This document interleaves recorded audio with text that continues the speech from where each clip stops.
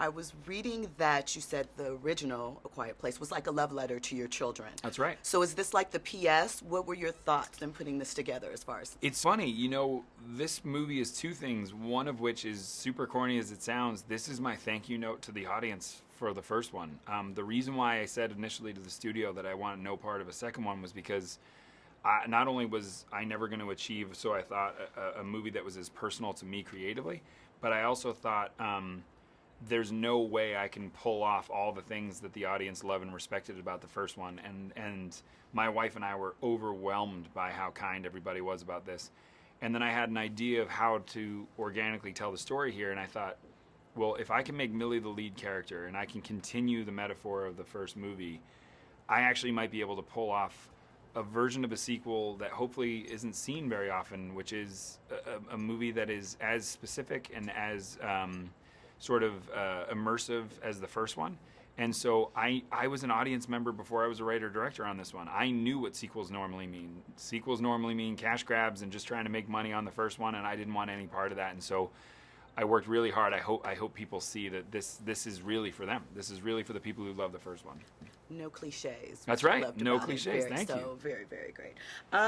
So how did you, when you were laying out how you wanted the story to develop, avoid those cliches that, are sort of natural to the genre of sci-fi and horror, but still make this exciting? What's funny is the first thing I did was get as terrified as anybody else. I thought, what am I doing? And I have to make it bigger and better and louder and more intense and all those things that sequels are. And then I just remembered the promise is don't do that. Just tell a really good story and tell the story exactly like you did in the first one. Try to find really cool things that affect these characters, that is organic to these characters. And what I found was by doing that, the movie sort of unraveled itself to be more scary, more intense. And you're more scared because you love these characters more.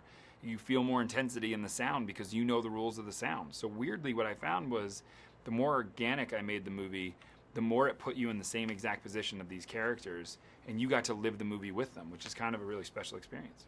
What's the most special or different thing from doing the sequel as opposed to doing the first one? I mean, certainly there were things that I was dreaming big, if that's a nice way to put it. The opening of the movie, as you saw, is big. It's huge, and it's really kind of intense and scary, and a lot of it is done shooting in one shot. So my favorite part of this process, or one of my favorite parts of the process, was, everybody when they accepted an award or something like that say, and this is all due to my crew. Well, that's all probably true, but I think that I can honestly say no crew am I more indebted to, or is anyone more indebted to than me, because that opening, all those departments, whether it's 350, 400 people, had to get everything perfect.